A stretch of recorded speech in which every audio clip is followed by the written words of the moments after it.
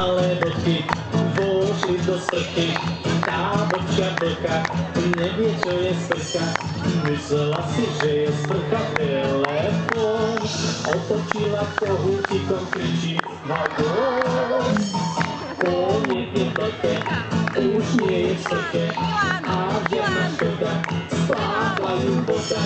Nemala si myslieť taká hlúpáňa, že je sprcha telefón, čo prizváňa. Hej, vlke, smutno bolo v sprche, splákla sa za ňou, za tou jej hlúpaňou, tak sa šťastného typu vychádzali, z hygienických dôvodov by nemali. Ale je vlky, smejú sa chyty, plávia sa spolu, kanálom dolu.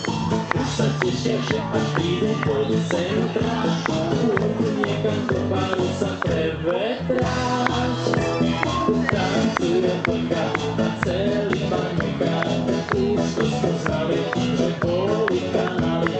Čašník na ne kričí, že okamžite chodte rovno do sprchy, veď smrdíte. A preto dve malé vlky vošli do sprchy, tá bočia vlka nevie, čo je sprcha. Myslela si, že je sprcha telefón, otočila kohútikom, kričí haló.